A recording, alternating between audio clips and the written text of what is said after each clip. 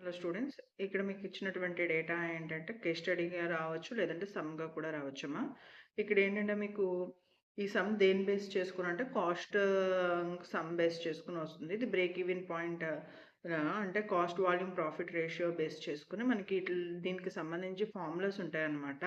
ఇక్కడ మనకి ఇచ్చినటువంటి డేటా ఏంటంటే ఫిక్స్డ్ ఎక్స్పెన్సెస్ అంటే ఫిక్స్డ్ కాస్ట్. మనకి ఇచ్చినటువంటి ఫిక్స్డ్ ఎక్స్పెన్సెస్ కానీ ఫిక్స్డ్ కాస్ట్ కానీ 12,000 రూపీస్. సెల్లింగ్ ప్రైస్ వచ్చి మనకి 12 రూపీస్ పర్ యూనిట్ అనమాట. అంటే ఇది యూనిట్ ప్రకారం ఇచ్చాడు. మనం సో యూనిట్ వైజే మనం క్యాలిక్యులేషన్ చేస్తాము. వేరియబుల్ కాస్ట్ కూడా వచ్చి మనకి 9 rupees per unit.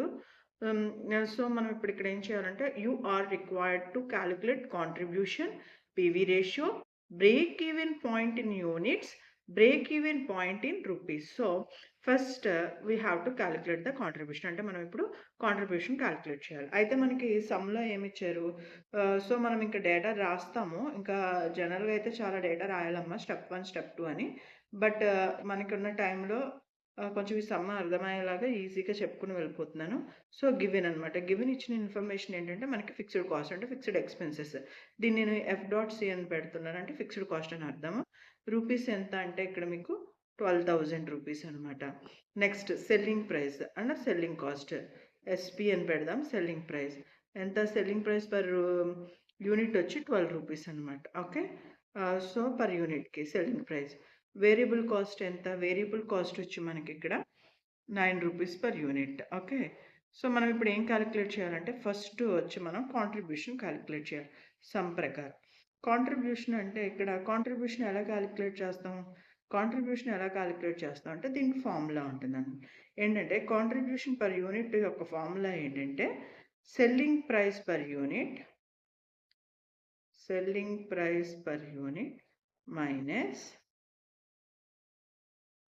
Variable cost. యాక్చువల్‌గా మన అకౌంట్స్‌లో కూడా వీటిని బేస్ చేసుకొని కొన్ని ఫార్ములాస్ ఉంటాయమ్మా. ఈ మార్జినల్ కాస్ట్ బేస్ చేసుకొని, ఈ ఫార్ములాస్ బేస్ చేసుకొని మనం ఏంటంటే సమ్స్ చేసుకుంటా వెళ్తాం అనమాట. ఓకేనా?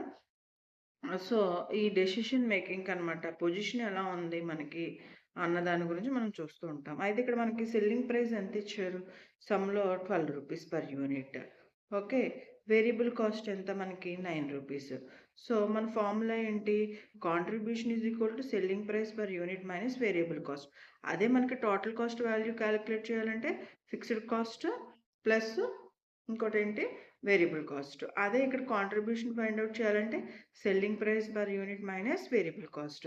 ఇది గనుక మనం క్యాలిక్యులేట్ చేసినట్టయితే మనకు వచ్చేటటువంటి వాల్యూ ఏంటంటే 3 అనమాట. ఏంటి మనకి therefore contribution value is equal to 3 అని రాయాలి మనం. ఓకే. నెక్స్ట్ వచ్చి బి. బిలో మనం అడిగింది ఏంటంటే పీవీ రేషియో. పీవీ రేషియో యొక్క ఫార్ములాస్ మనకి డిఫరెంట్ ఫార్ములాస్ ఉంటాయమ్మా పీవీ రేషియోలో కూడా. అయితే ఇక్కడ మనం యూజ్ చేయాల్సినటువంటి ఫార్ములా ఏంటంటే contribution per unit into selling price per unit into 100. ఇప్పుడు మీకు జనరల్‌గా చూపిస్తున్నాను. పీవీ రేషియోకి ఏంటంటే ఇలా ఫార్ములాస్ ఉంటాయి. PV ratio change in contribution by change in sales or change in profit by change in sales. ఇలా మనకి పీవీ రేషియో బేస్ చేసుకుని మనకి ఫార్ములాస్ ఉంటాయన్నమాట. ఇదంతా కూడా బ్రేక్ ఈవెన్ పాయింట్ బేస్ చేసుకున్నటువంటి ఫార్ములాస్ అనమాట. ఓకే. మనకి బ్రేక్ ఈవెన్ పాయింట్ని చూసినట్టయితే break even point in sales total fixed cost by contribution into sales or total fixed cost by PV ratio.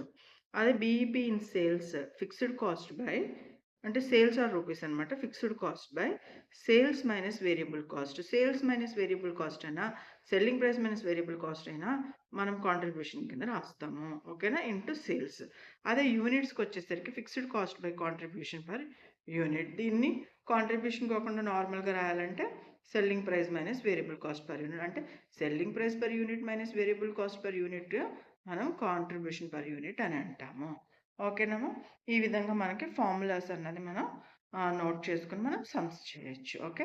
So ఇప్పుడు పీవీ రేషియో యొక్క ఫార్ములా ఏంటి మనకంటే contribution per unit by PV ratio is equal to contribution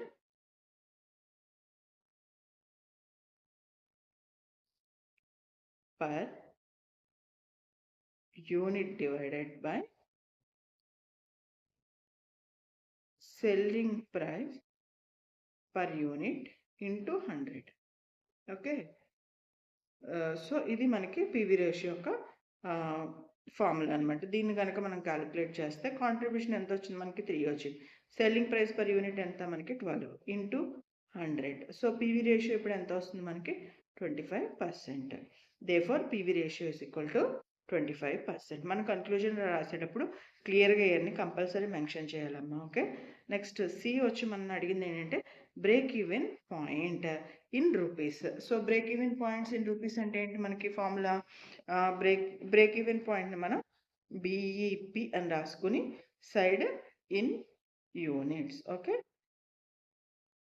in యూనిట్స్లో కనుక మనం mention చేసుకుంటే fixed cost by contribution, అంటే fixed cost by contribution per unit. Contribution అంటే ఏంటి, selling price minus variable cost. Okay, so fixed cost ఎంత, ఇక్కడ మనకి సమ్లో ఇచ్చింది 12,000. సో 12,000 divided by 3 is equal to 4,000 units.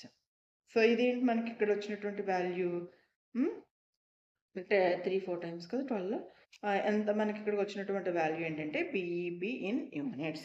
Next మనం నెక్స్ట్ చేసేది ఏంటి, డి ఏంటి, బీఈపీ ఇన్ రూపీస్.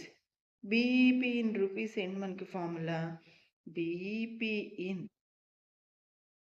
యూనిట్స్ ఏదైతే ఉందో దాన్ని ఇంటూ మనకున్నటువంటి సెల్లింగ్ ప్రైస్. అంటే ఇక్కడ మనకి బీఈపీ యూనిట్స్ ఎంత వచ్చింది, 4,000 ఇంటూ సెల్లింగ్ ప్రైస్ ఎంత, 12 rupees. This is equal to 48,000. So మీరు కన్క్లూజన్ అని రాసుకుని అన్నీ కూడా స్టెప్స్ కింద రాసుకోవాలమ్మా. కన్క్లూజన్ కింద రాసుకుని మనకి వచ్చినటువంటి వాల్యూస్ ఏబిసి ఏదైతే వచ్చినాయో అవన్నీ కూడా వరుసని నోట్ చేసుకోవాలి. ఓకే, ఇదంతా కూడా ఈ సమ్ అంతా కూడా దేని బేస్ చేసుకుని ఉంటుందంటే ఫార్ములా బేస్ చేసుకుని ఉంటుంది. ఓకేనమ్మా, ఇదంతా కూడా మనకి కాస్టింగ్ సంబంధించి అనమాట. Okay, cost volume profit ratio marginal కాస్ట్లో సంబంధించినటువంటి సమ్స్.